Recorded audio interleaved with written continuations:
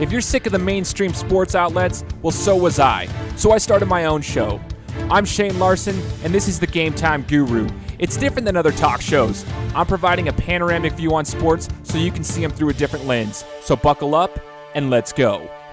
What is going on, everybody? Thanks so much for tuning in to another episode of the Game Time Guru podcast. I'm your host, Shane Larson, and today we're bringing on another amazing guest to share their story with us in the sports world. Now, I wanted to bring on this guest because I have followed Boise State football since I was 6 years old, and today we're bringing on the former voice of the Boise State Broncos to tell us about his journey. He just recently announced his retirement from radio, and I wanted him to share his entire story with us so that we could get the background history from it. So I've got J Schneider joining me, and I think you guys are going to love it.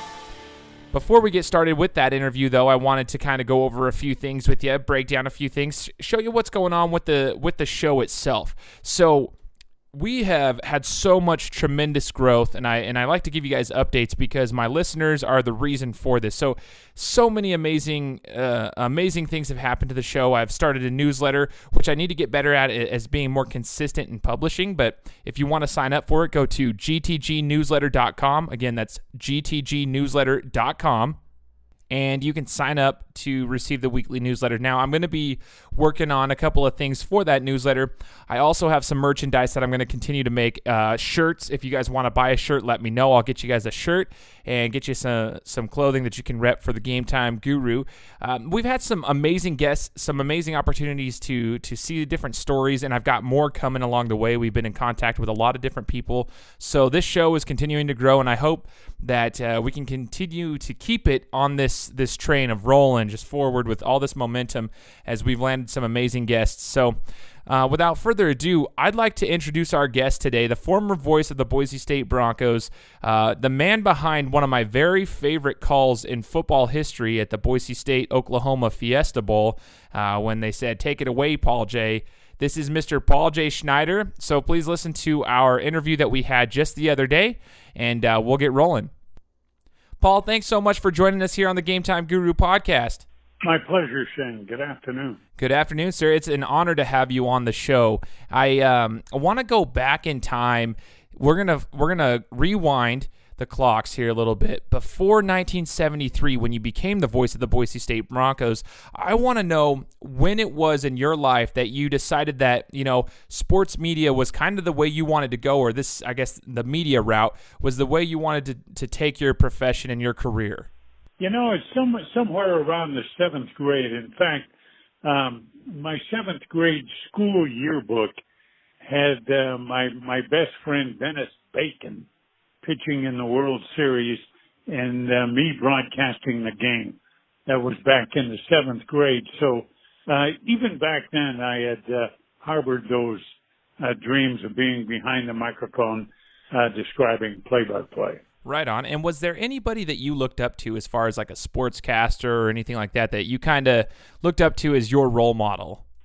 Yeah, I grew up in the Midwest and listened to Lindsey Nelson a lot, Bob Elston calling the Chicago Cubs, Harry Carey down in St. Louis.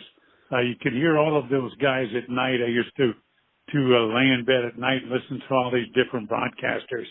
And I just thought that'd be a great way to make a living. Right? That's an awesome way to make a living. And there's so many people that think the same exact thing. They want to make a living doing that, but they don't ever do it. You actually executed and became one of the best to do it. So let's talk about your career when you came to Boise in 1973. Yeah, I came here in 1973 actually to do the weekend news on television on Channel 2, and that also encompassed doing nighttime radio broadcasts on KBOI radio. So that's why I came to Boise. I was in TV here for almost 10 years, but for a great deal of that time, I was doing play-by-play first at the high school level and then at the Boise State level. Super cool. So you've been with this program, around this program for such a long time, from the early 70s all the way through. So can you give us some insight on your overall thoughts on the growth of the program, not only for football but for basketball, just the major athletic program growth that you've seen during your time here covering the sports for Boise State University? When I started broadcasting from the Boise State Bronco Stadium, if you will, it was an old wooden stadium, and it faced a different way than the current Bronco Stadium does. And I used to do high school games in that stadium. They built the shell of what is to be and what now is Albertson Stadium in 1971. And when I started in 1973, the football stadium consisted of two levels on the west side, one level on the east side, had green grass, of course, and seated about 14,000, and did not resemble in any way the Albertson Stadium of today. The basketball team played in the old Boise gym, which is still across the parking lot.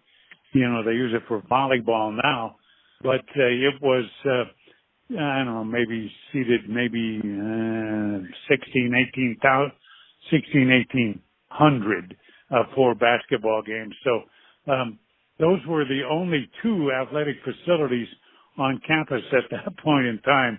So with all we have today, we've come a long, long way. Oh, yeah. We've definitely come a long way. It's insane to see how much growth has happened in, comparatively speaking, such a small amount of time, such a short period. Now, I've been following Boise State athletics since I was 6 years old. It's my school that I graduated from, but I've also grown up in the Valley, so I've been following them, both the football team and the basketball team, the programs, I should say. And, you know, in the late 90s, it was the basketball program that was on top with, like, Roberto Bergerson, Jerry Washington, and even up through there, we had, you know, the early 2000s, they were still competing. And the Boise State football team was at the lower end of everything. And in the earlier 2000s, that's when the Boise State football team started to take off, and the basketball team kind of took a back seat to it. So I'm kind of curious to what your thoughts are in regards to this. Would you have preferred, while you were covering them, to see both organizations have the success, or did you, not mind having one take over, like one that was dominant over the other, or would you prefer having them both, have that same success at the same time? It did seem, and everybody always wondered why we couldn't have a good season in football and in basketball at the same time. The first year, in 1973, I broadcast football. They went undefeated in the Big Sky Conference and went to the Pioneer Bowl in Wichita Falls, Texas.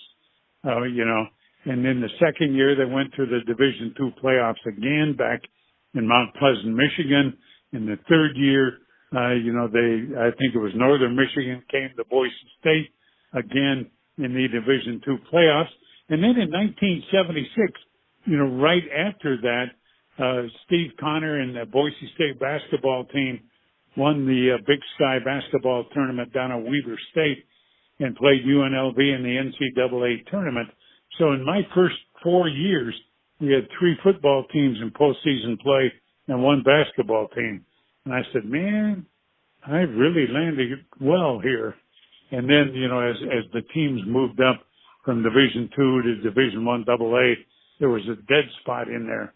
And it wasn't until the Bobby Dye teams of the late 80s and 90s, early 90s, that Boise State achieved prominence again in basketball.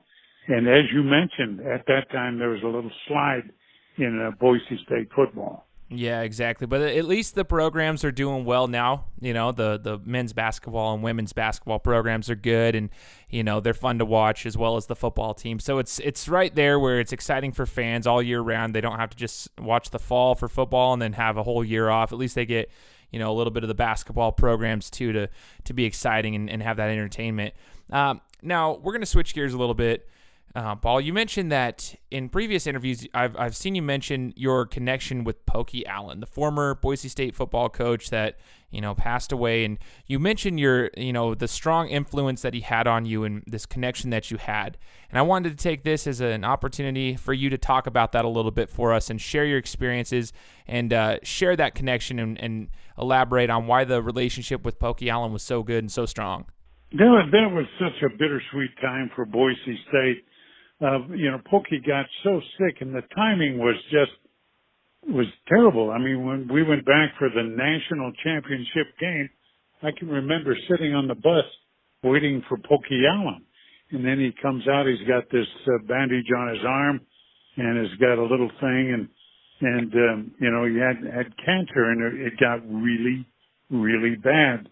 And I used to do pregame interviews with him, and he would be laying on the couch in his football office, and he would be prone, laying on his back while I did the pregame interviews.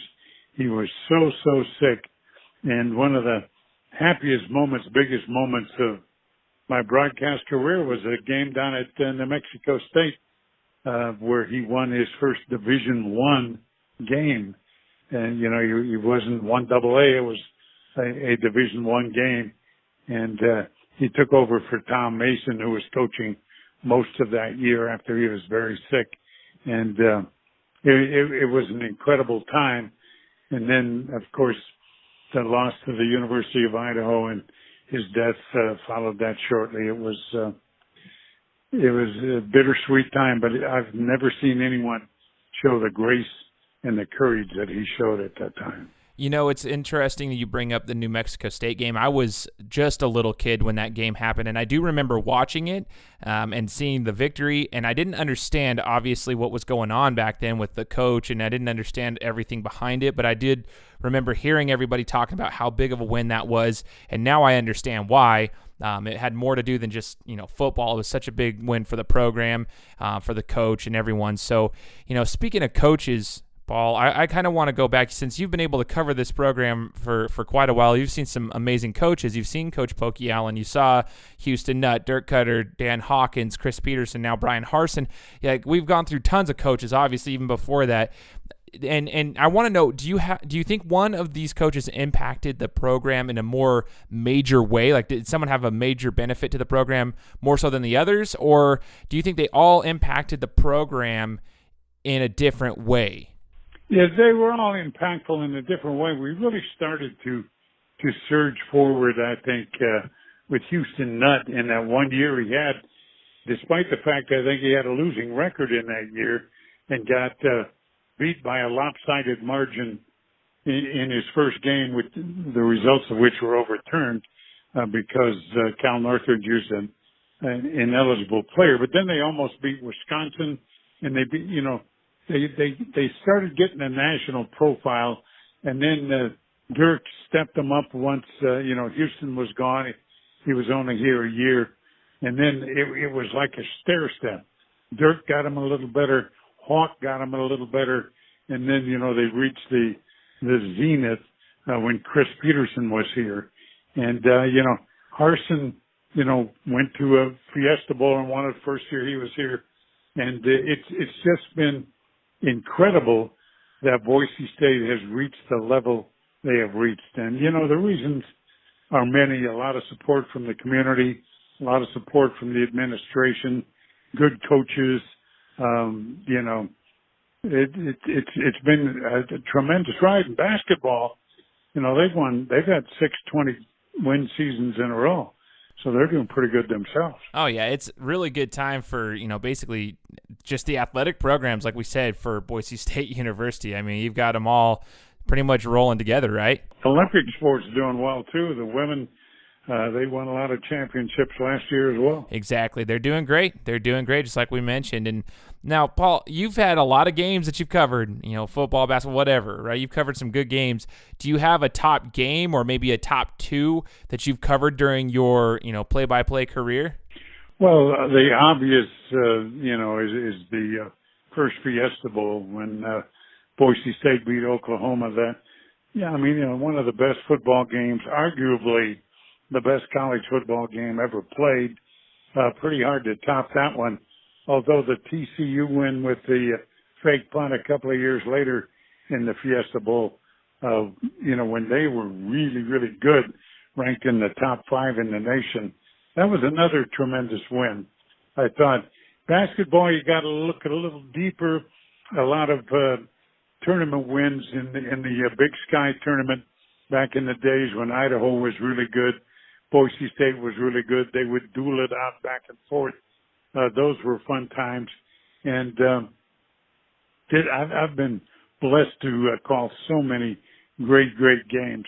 that it's really hard to single them out. I bet it is hard, man. And I just want to share an experience with you. I had this pen, like a writing pen that I had in Brazil, and my parents sent it to me there while I was living there on a mission. And when you clicked it, it had the sound bite of the final call. When they'll talk about this for years to come, and then there's the whole "Take it away, Paul J." They'll talk about it, and it was the full call, and I used to click it all the time, and nobody there even knew what it was, but they always wanted to hear that pen, so I would always click it, and I'd hear that all the time when I was living in Brazil. It made me so happy. Seriously, that whole call brought so much peace and happiness into my life. Gary Stevens, the jockey, whenever I'd see him, he'd come up to me and go, "They'll talk about this for years to come." That's so awesome. Yeah, that is the best call, in my opinion, in sports, because I was at the game, and when I hear it, it just brings so much happiness to my soul. So, Paul, you've been, you finished up in 2008 with, calling the basketball season, and that was the final, voice of the Broncos, so to speak. But for like the last 10 years, you've been working for KBOI. It's been a total of 51 years. You said that you've been working in the radio station and doing that, and you've recently just mentioned that you're going to be retiring. And in regards to retiring, I had a baseball player, former professional baseball player, on the show, and he mentioned, when he was ready to hang him up, so to speak, he said it was when he knew, like when he got onto the field to play baseball and he wasn't having fun anymore, that's when he knew it was time. Like if he wasn't happy and he wasn't having fun, it wasn't fun to him to get onto the field anymore, he needed to hang him up. And so I guess my question for you, Paul, for, media, when did you know that it was the right time to, call it good for your career? I kind of thought I would do it last year in my 50th year in broadcasting here in Boise, but I wasn't quite ready. And then I had some health issues, and I kind of came around and got healthy again. And that was a wake-up call for me. It's time for me to spend some quality time with my wife and my daughter, who lives in Austin, Texas. We'll go see a few Longhorn games down there. And it really has... I don't know, there's something that clicks, and that, maybe you don't want to get up in the morning every morning anymore, and you want to spend more time in Arizona in the winter and things like that. It's time. It's time for me. For sure. And you've had an amazing career, Paul J., and I appreciate you joining me and sharing your journey with us. It's been an awesome interview, and I hope you enjoyed it too. So thank you so much, sir. All right, thank you. It's good to talk to you. Thank you so much, sir. I appreciate it. And you guys know the drill. We're going to be here every single week with more interviews. I hope you guys enjoyed this one with Paul J. Schneider, former voice of the Boise State Broncos. He's just had so much information to share, and it's always nice going back down memory lane with some of the calls that he's made. So hope you guys enjoyed it. You know the drill. We'll talk to you next week. Guys, thanks so much for listening to another episode of my show. Now, if you could go and do me a favor, head over to iTunes, give me 5 stars, and leave me a review. It would be greatly appreciated. Thanks, guys. Appreciate your support.